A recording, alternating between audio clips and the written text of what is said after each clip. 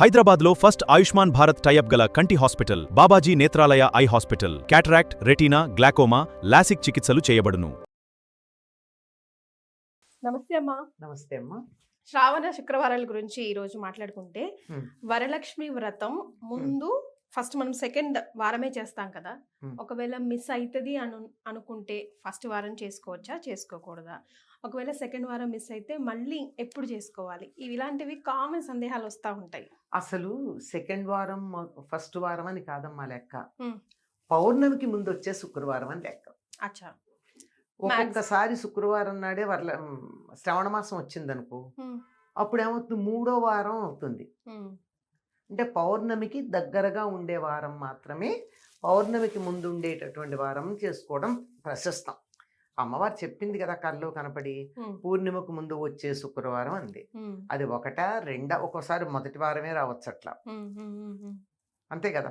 శనివారం మొదలైంది అనుకో, శ్రావణ మాసం మొదలయ్యి కొంచెం తిథులు ఒక్కొక్కప్పుడు తక్కువ ఉంటాయి కదా నిడివి, అలా ఉందనుకో, అప్పుడు మొదటి వారమే అవ్వచ్చు, చెప్పలేం.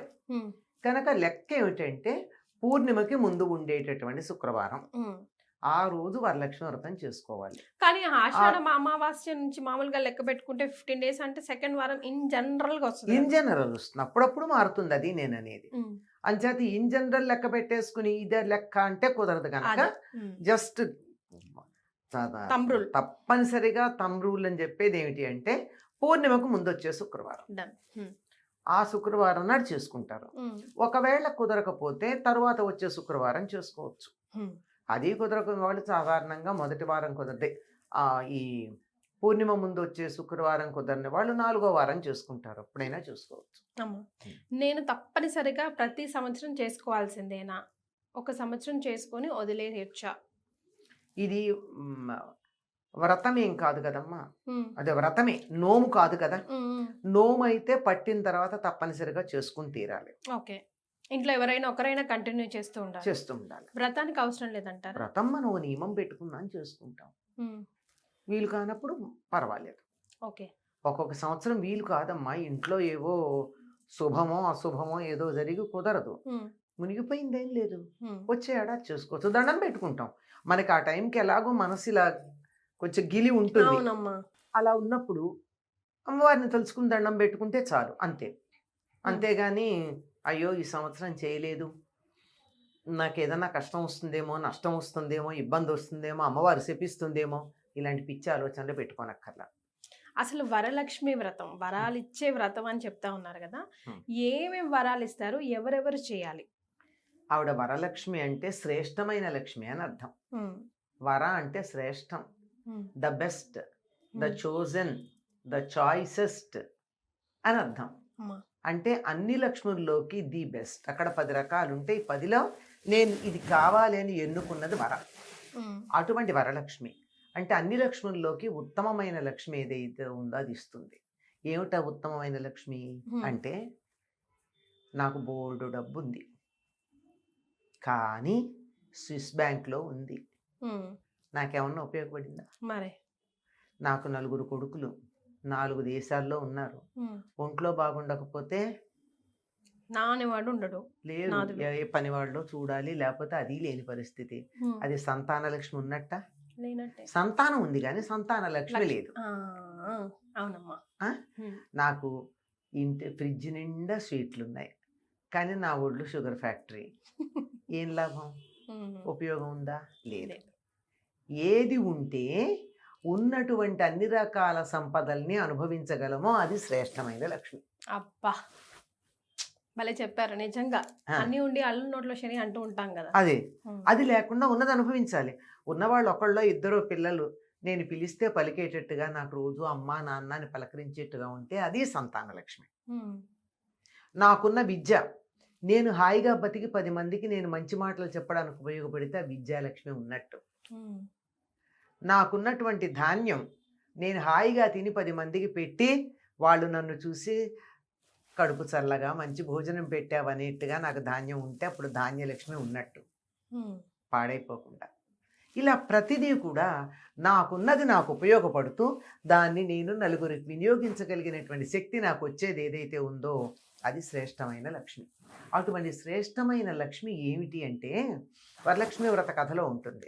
అమ్మవారు చెప్తుంది కదా, ఆ అమ్మాయి పేరు చారుమతి. అంటే మంచి బుద్ధి కలిగింది. మంచి బుద్ధి కలిగింది కనుకే అత్తగారులని మామగారిని బాగా చూసుకుంది, భర్తకు అనుకూలంగా ఉంది, ఉన్న దాంతో తృప్తిగా ఉంది, గయ్యాళిగా ఉండేది కాదు, ఎప్పుడు మంచి మాటలే మాట్లాడేది, ఎవరితో దెబ్బలాడేది కాదు. ఇవి లక్ష్మి ఉండడానికి కారణాలు. ఇవి ఉన్న వాళ్ళ దగ్గర లక్ష్మి ఉంటుందమ్మా, అంతే.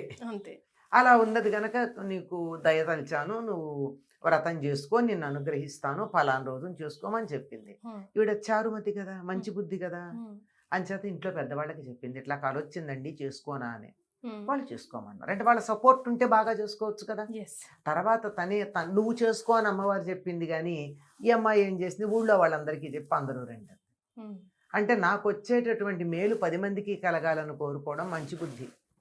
అందుకే ఆవిడికి కనపడింది. ఈ వ్రతం అంతా అయ్యాక ఏం జరిగింది, ఒక ప్రదక్షిణం చేస్తే వాళ్ళకి అందెలు వచ్చాయి కాలికి, రెండో ప్రదక్షిణం చేస్తే ఒళ్ళంతా నగలు వచ్చాయి, మూడో ప్రదక్షిణం చేసేప్పుడు బయట గోలగోలగా ఉంది.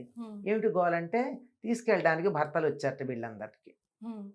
అంటే వ్రతానికి వచ్చేటప్పుడు ఒకళ్ళు వచ్చారు, తీసుకెళ్ళడానికి భర్తలు వచ్చారు. అన్నిటికన్నా గొప్ప సంపద ఏమిటి, సౌభాగ్యం. ఏమిటి, పసుపు కుంకుమ. పసుపు కుంకుమ. సరే, భర్తలు భార్యలు తీసుకెళ్ళడానికి భర్తలు వచ్చారే, ఇంతకన్నా గొప్ప సంపద ఆడవాళ్ళకి ఏం కావాలి, కొంగును భర్తను కట్టేసుకోవడాన్ని మించిన సంపద ఏం కావాలి. వచ్చేప్పుడు వాళ్ళు దింపారో లేదో తెలియదు, వీళ్ళంతా వీళ్ళే పాపం కష్టపడి వచ్చారు. ఇప్పటికీ వాళ్ళ భర్తలకి భార్యల మీద ప్రేమ పెరిగిపోయి తీసుకెళ్ళిపోవడానికి ఇంటికి వచ్చారు. మరే మీరు లేని ఇల్లు మేము చూడలేము అన్నట్టు, నువ్వు లేకపోతే ఉండలేనన్నట్టు. ఇంతకు మించిన సౌభాగ్యం ఏడదానికైనా ఉంటుందా, ఉండదమ్మా. బోల్డ్ నగలు ఉన్నాయి, బ్రహ్మాండమైన ఇల్లు ఉంది, మంచి చీరలు కట్టుకుని నగలు పెట్టుకుని భర్త ఇంటికే రాకపోతే ఆవిడికి ఆ నగలు ఎందుకు, ఆ చీరలు ఎందుకు కదా. కనుక భార్యల్ని తీసుకెళ్ళడానికి భర్తలు వచ్చారు అన్నది అన్నింటికన్నా గొప్ప సంపదమ్మా. అది వరలక్ష్మి, శ్రేష్టమైనటువంటి లక్ష్మి. అన్నిటికన్నా మించింది ఏమిటో తెలుసా, ఇల్లాలి ముఖాన చిరునవ్వు అన్నది ఇంట్లో వాళ్ళందరూ ఆనందంగా ఉంటే ఉంటుంది. అటువంటి చిరునవ్వుని కలిగించే వ్రతం వరలక్ష్మి వ్రతం. సూపర్. అయితే థంబ్ రూల్స్ గా మనం గుర్తుపెట్టుకోవాల్సిన నియమాలు ఏంటమ్మా వరలక్ష్మి? ఇప్పుడు తోరంకి దగ్గర నుంచి చాలా రూల్స్ ఉంటాయి కదా, అంటే పర్ఫెక్ట్ గా మనం చేయాల్సినవి. ఇందులో ఇంకోటి ఏంటి, మీరు అసలు గమనించాల్సిన విషయం ఒకటి ఏంటంటే, ఇందులో అది మగధ దేశం, కుండిన నగరం, ఆవిడ పేరు చారుమతి. ఇన్ డీటెయిల్స్ ఉన్నాయా? చారుమతి గారు మొగుడు గారి పేరేంటి? లేదు, పేరు మెన్షన్ చేయలేదు కదా. అంటే ఎవరికి ఇంపార్టెన్స్ ఉందో వాళ్ళ పేరే చెప్తారు మన దేశంలో. ఆడవాళ్ళ నాయకత్వం ఉన్న చోట ఆడవాళ్ళ పేరే చెప్తారు. కనుక ఆడవాళ్ళని అనగదొక్కలేదండోయ్, ఎంత ఇంపార్టెన్స్ ఇచ్చారో చూడండి. 100%. ఇక్కడ స్త్రీ ప్రధానం కనుక స్త్రీ పేరే ఉంది, ఆయన పేరు లేదు. అది విషయం. ఇది ఆడవాళ్ళందరూ గుర్తుపెట్టుకోండి. మనం అంత చక్కగా ఉంటే మన పేరే వస్తుంది కానీ కౌసల్య సుప్రజారామ అన్నారు కదా, దశరథ సుప్రజారామ అనలేదు కదా. అది గుర్తుంచుకోవాలి. ఇంకా తంబ్రూలు అని చెప్పారు కదా, దీనికి కూడా కలశం పెట్టుకునే వాళ్ళు పెట్టుకుంటారు, లేని వాళ్ళు పెట్టక్కర్లా. పసుపు గౌరీదేవినే చేసుకుంటారు లక్ష్మీదేవిగా. మీకు తోచనన్య అలంకారాలు చేసుకోవచ్చు, చక్కగా పూజ చేసుకోవచ్చు. లక్ష్మీ సంబంధమైన పూజ, లక్ష్మీ అష్టోత్తరం, ఓపిక ఉంటే సహస్రనామాదికాలు చేసుకుంటారు. 9 పోగులు ఉన్నటువంటి 9 ముళ్ళున్న తోరం కట్టుకుంటారు. అది కట్టుకుని కథ చెప్పుకుంటారు. దేనికి లింక్ అమ్మా? ఈ 9 నవగ్రహాలకి లింకా? లేదమన్నా, 9 శ్రేష్టమని లక్ష్మీదేవికి సంబంధించిన 9 నామాలు చెప్పుకుంటారు అక్కడ.